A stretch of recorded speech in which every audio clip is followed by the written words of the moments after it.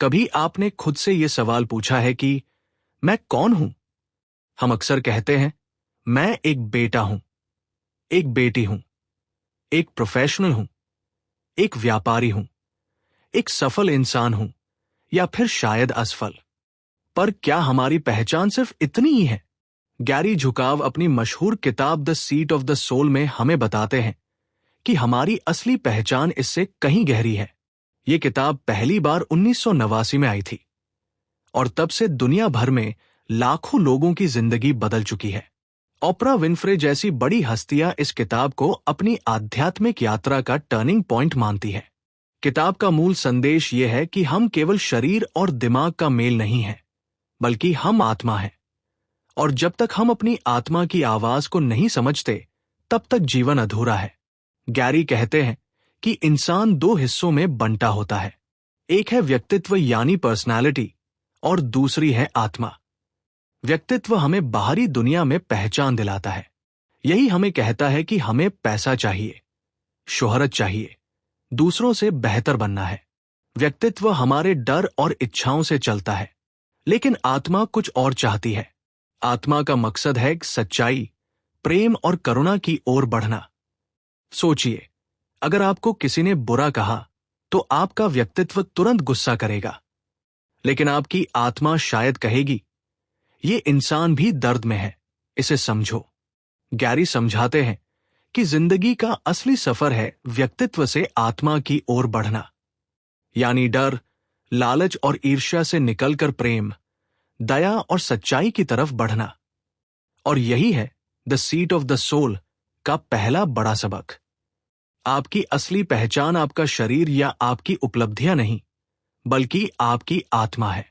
जब हम आत्मा और व्यक्तित्व का फर्क समझ लेते हैं, तो अगला सवाल उठता है, फिर जीवन किस दिशा में जाएगा? गैरी झुकाव कहते हैं कि इसका उत्तर छिपा है हमारे चुनावों में। हर इंसान हर दिन अनगिनत चुनाव करता है। कभी हम सोच समझकर चुनते हैं और कभी आदत या भावनाओं के बहाव में। लेकिन गैरी बताते हैं कि हर चुनाव, चाहे बड़ा हो या छोटा, हमारे कर्म का हिस्सा बनता है। अब कर्म शब्द सुनते ही हमारे मन में कई धारणा आ जाती है। किसी को लगता है ये सिर्फ धार्मिक शब्द है, किसी को लगता है ये पिछले जन्मों का हिसाब है। लेकिन इस किताब में गैरी हमें एक और ही स्पष्ट और सरल दृष्टि देते हैं। वे कहते हैं कि कर्म वह प्राकृतिक परिणाम है जो आपके हर चुनाव के बाद आपके पास लौटता है। मान लीजिए, आप किसी से रूखेपन से पेश आए। उस समय आपको लग सकता है कि आपने अपनी नाराजगी निकाल दी, लेकिन भीतर कहीं एक बोझ रह जाएगा। और कुछ समय बाद वही ऊर्जा आपके पास किसी और रूप में लौटेगी, और शायद कोई और आपसे वैसा ही व्यवहार करेगा। इसके विपरीत, अगर आपने कठिन परिस्थिति में भी करुणा दिखाई, तो वही करुणा किसी और जगह से लौटकर आपके जीवन में उजाला करेगी। यानी दोस्तों, हमारे चुनाव सिर्फ इस पल को नहीं, बल्कि हमारे भविष्य को गढ़ते हैं। गैरी एक और गहरी बात कहते हैं, हर चुनाव जो आप करते हैं, वो या तो आपकी आत्मा को और बड़ा बनाता है या फिर उसे छोटा कर देता है। अगर चुनाव डर से हुआ तो आत्मा सिकुड़ जाएगी। अगर चुनाव प्रेम से हुआ तो आत्मा फैल जाएगी और चमक उठेगी।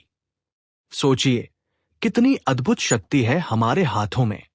हमें अक्सर लगता है कि जिंदगी हमारे साथ घटती है, लेकिन the Seat of the Soul हमें बताती है कि जिंदगी हमारे चुनावों से बनती है। हम ही इसके निर्माता हैं। गैरी यहां एक खूबसूरत उदाहरण देते हैं। वे कहते हैं कि जिंदगी एक बगीचे की तरह है। आप जो बीज बोते हैं, वही उगेगा। अगर आप गुस्से, ईर्ष्या और लालच के बीज बोएंगे, तो कांटे उगेंगे। अगर आप करुणा, सच्चाई और प्रेम के बीज बोएंगे, तो फूल खिलेंगे। फर्क सिर्फ इतना है कि बगीचे में परिणाम तुरंत दिख जाता है, लेकिन जीवन में थोड़ी देर से। और इसी देर में हम भूल जाते हैं कि बीज किसने बोया था।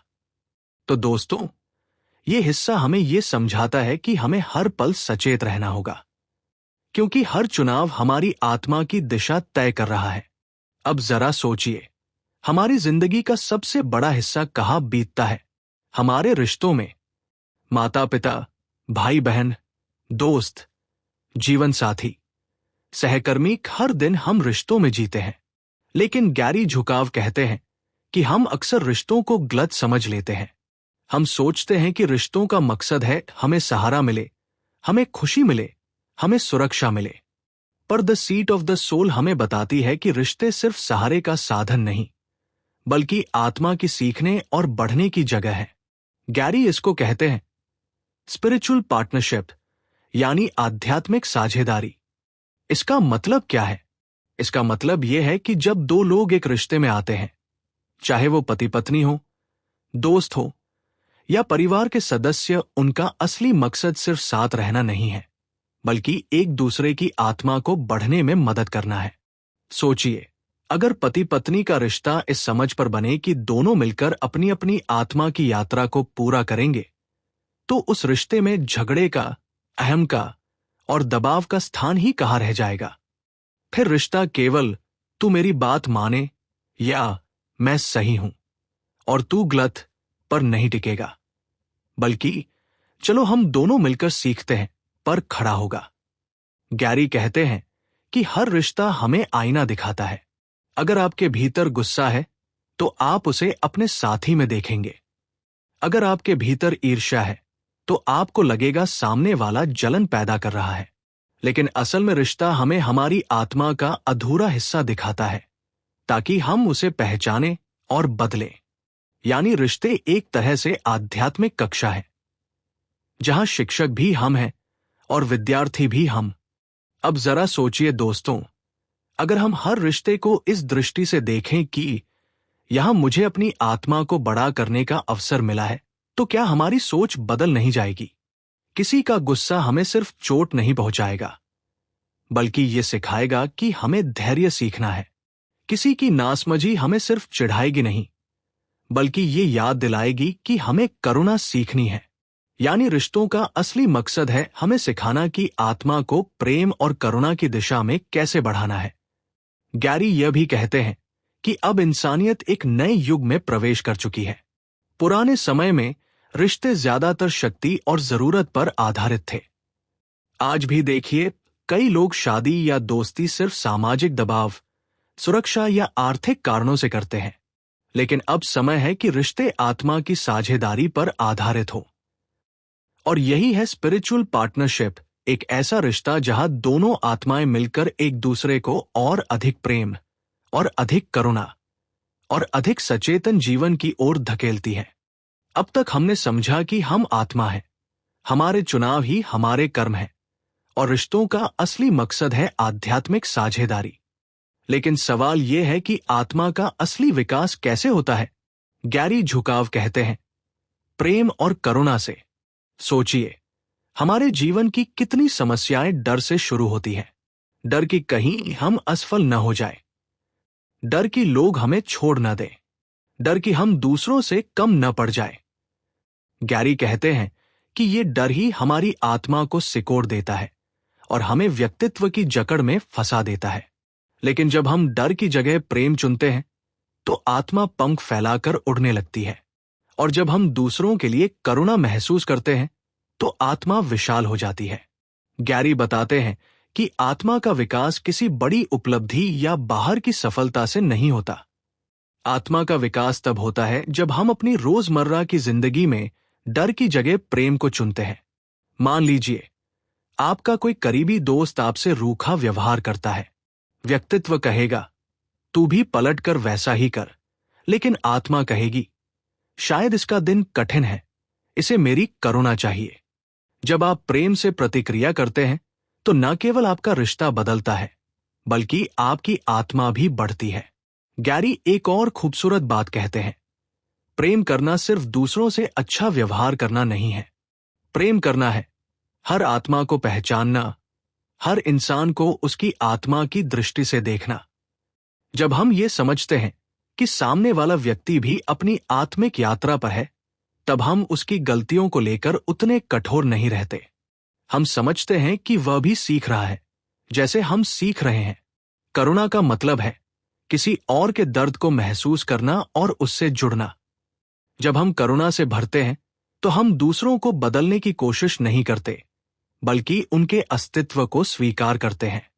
और यही आत्मा का सबसे ऊंचा रूप है। दोस्तों, अगर जिंदगी को एक यात्रा माने तो गैरी कहते हैं कि ये यात्रा हमें फियर से लव तक ले जाती है, और यही आत्मा का असली उद्देश्य है।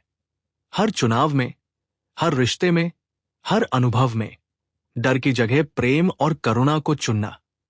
सोचिए, अगर हम हर दिन ये तय कर लें कि आज हम थोड़ा और प्रेम दिखाएंगे, आज हम थोड़ी और करुणा देंगे, तो हमारी आत्मा धीरे धीरे प्रकाश में बदल जाएगी।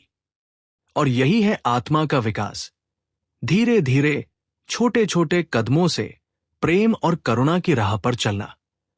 अब जब हम इस किताब की यात्रा पूरी कर चुके हैं, तो एक बार ठहर कर सोचते हैं, गैरी झुकाव ने हमें क्या सिखाया? उन्होंने हमें याद दिलाया कि हम केवल शरीर, दिमाग और बाहरी पहचान नहीं है, हमारी असली पहचान है हमारी आत्मा। उन्होंने समझाया कि आत्मा और व्यक्तित्व अलग है। व्यक्तित्व हमें डर, ईर्ष्या और लालच में फंसाता है, जबकि आत्मा हमें प्रेम, करुणा और सच्चाई की ओर ले जाती है। उन्होंने बताया कि हर चुनाव, चाहे कितना भी छोटा क्यों न हो, हमारे कर्म बनाता है और हमारी आत्मा को दिशा देता है। अगर चुनाव डर से हुआ तो आत्मा सिकुड़ जाती है, अगर चुनाव प्रेम से हुआ तो आत्मा खिल उठती है। उन्होंने रिश्तों का नया अर्थ दिया। रिश्ते सिर्फ सहारे या समाज की परंपरा के लिए नहीं है। रिश्ते आध्यात्मिक साझेदारी है, जहां दो आत्माएं मिलकर एक दूसरे को बढ़ने, सीखने और प्रेम की ओर जाने में मदद करती है। और अंत में उन्होंने हमें सबसे गहरी बात सिखाई, आत्मा का असली विकास प्रेम और करुणा से होता है। जब हम डर छोड़कर प्रेम चुनते हैं, जब हम नफरत छोड़कर करुणा चुनते हैं, तभी हम अपनी आत्मा की असली सीट यानी उसकी असली शक्ति तक पहुंचते हैं। दोस्तों, यही है इस किताब का सबसे बड़ा संदेश। जिंदगी का असली मकसद केवल सफलता, पैसा या शोहरत पाना नहीं है। जिंदगी का असली मकसद है आत्मा को पहचानना, आत्मा को बढ़ाना और आत्मा को प्रेम और करुणा से भर देना। तो आइए, आज से हम एक छोटा सा संकल्प लें कि हम हर चुनाव में सचेत रहेंगे, रिश्तों को आध्यात्मिक साझेदारी की तरह निभाएंगे और जीवन को प्रेम और करुणा की नजर से देखेंगे। क्योंकि जब हम ऐसा करते हैं, तभी हम सच में अपनी आत्मा की सीट, उसकी असली शक्ति को खोज लेते हैं।